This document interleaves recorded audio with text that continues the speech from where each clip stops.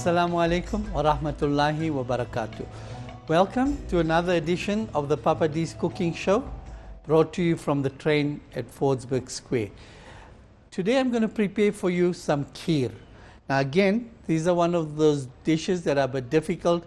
We usually wait for the elders of the family to prepare it because there's so many caring steps to prepare this dish. Now, firstly, it takes time. Secondly, you have to tend to it all the time. So while it's cooking, you have to tend to it, because if your milk catches at the bottom, your whole meal is finished. So this is something which you cannot just put in a pot and go away and expect it to cook. Now today, I'm trying to achieve that for you, where you can put all your ingredients and go away. You don't have to come back till the thing's cooked, and you'll have a perfectly prepared dish without anything burning at the bottom. However, you must remember this machine, once it finishes its cooking time, it has a keep warm facility, which obviously keeps it warm all the time. So if you do this dish, you must remember you're using some very thick ingredients. I'm not using sugar in this, so I'm using condensed milk. And then I'm also using rice. Now rice obviously becomes like a porridge. And in this dish, I'm going to actually break up the rice a little bit with my Philips Pro Mix Thunder Stick, because if you put this into a liquidizer, I think it's quite a big affair. You'll see how easily it's done in here. So remember, when you put it for the time that I'm prescribing, try and check it as soon as that's done and switch the machine off or remove the kheer from here. Now I'm only using half a cup of rice. I'm using basmati rice. I've soaked it for about 15 or 20 minutes before I've started in some boiling water. The water already has cooled off, and I will remove that excess starch. And then I'm using, the canned cream you get. This is the canned cream. I prefer using this because it's preserved and it won't go off, and it also has a nice texture. And then I'm using 1 can of, it's about 380 milligrams of the condensed milk. I've got your ilachi powder, cardamom powder, some sliced almonds, and of course my sliced pistachio nuts. And I've got some cinnamon here. Another very important ingredient here is sago. I've used about 2 teaspoons here. I've just put it in here. 2 teaspoonfuls of it to about half a cup of rice. Of course, the last ingredient here I'm using is my milk, and once the meal is finished, I'm going to put in some rose water just for that final touch.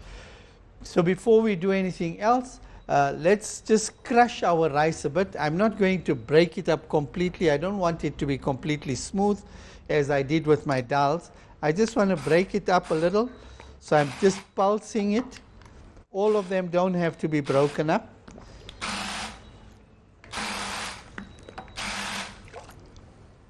There we have it. As you can see, most of the rice has been broken up. I'm going to drain that excess water.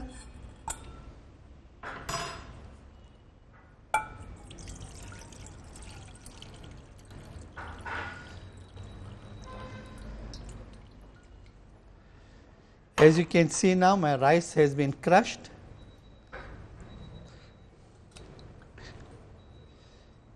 And we can start immediately by adding all the ingredients into the pot. Bismillah.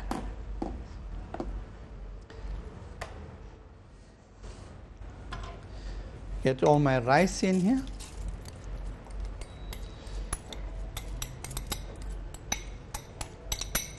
Just going to wash out that excess with some milk here.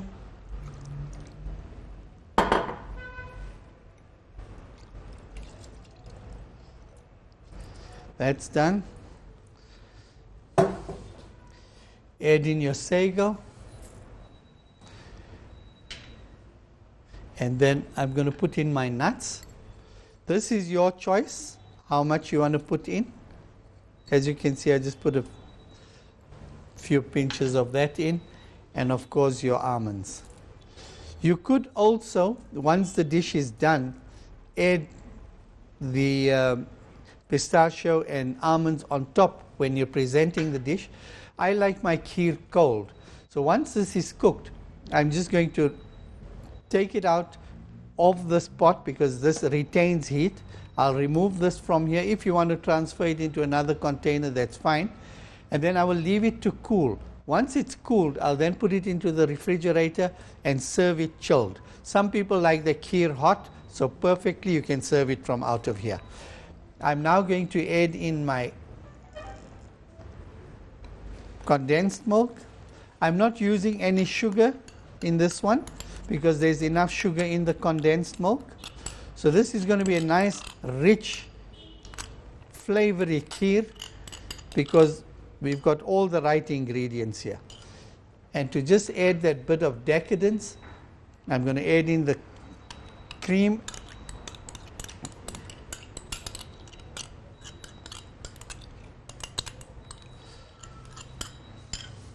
You could just add a bit of milk to it, clear off. Unfortunately, with the condensed milk, you'd have to use a bit of hot water because that's quite sticky. We don't want to waste this. It's a very expensive ingredient as well. And we want to get the maximum benefit out of it. That's done. Now I'll add in about 2 pieces of cinnamon because this is going to give me that aroma that I want. And I'm putting in 2 teaspoonfuls of the cardamom powder because this is your main ingredient really in terms of flavor.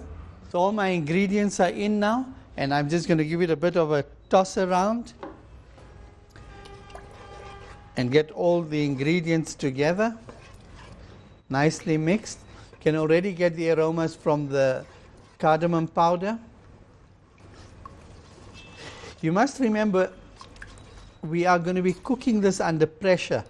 So if there are any little lumps and that in your cream, it's always nice to whip your cream first before you put it in, as I did, because when it comes out of the can, it can be a bit lumpy. That's all done. And now I'm going to add in my final ingredient, the milk. Now if you have a look at it here, I've reached about the 1 cup mark here, 2 cup mark here. In that I know that the rice is going to actually reach double its size. That will already take it to the 4 cup mark. But I don't want it to be completely thick, so I'm going to add more milk. I would normally for rice just add up to and bring it up to 4 cups, but I'm taking this up to 5 cups.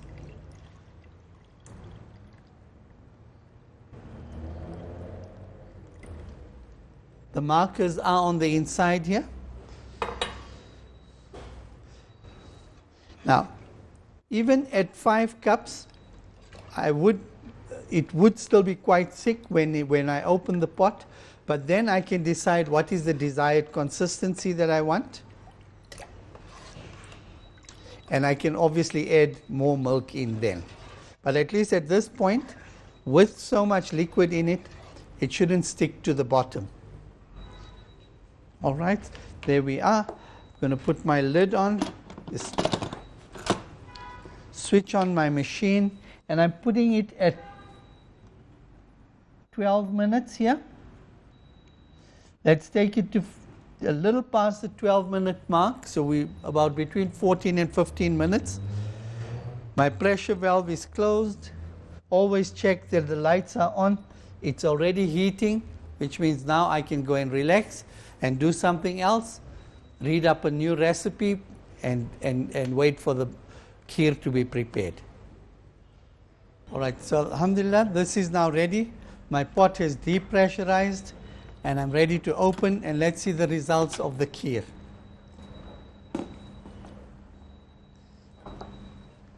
There we are. Nice thick consistency. Remember, you may find that there are lumps when you finish cooking or whatever, then you can always use your thunder stick and just break up the lumps. But this is just perfect as it is. If you like it thinner, this is when you can add a little more milk into it.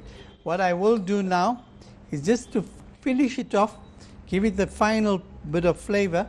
I'm going to add in about 2 teaspoons of rose water. There we are, that's ready. Give it a stir around. It's just enhanced the flavors now, and the aroma is beautiful with the ilachi having cooked through, the cinnamon, and there we are, we're ready to serve. Bismillah.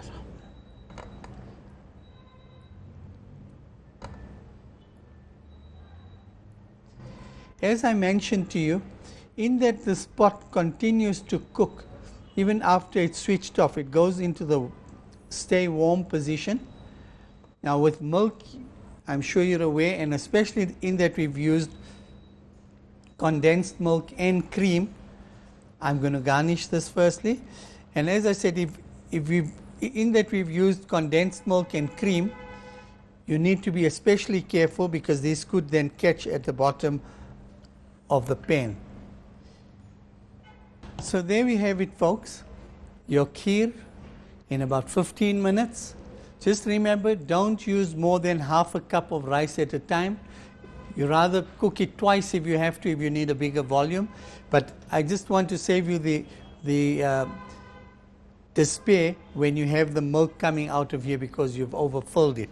So half a cup of rice, and of course the 2 spoons of sago that have both already been kept in warm water and have been loosened up. They've already absorbed the water, and that is the result. So from us at Papa D's at the Train, Assalamu alaikum wa rahmatullahi wa barakatuh.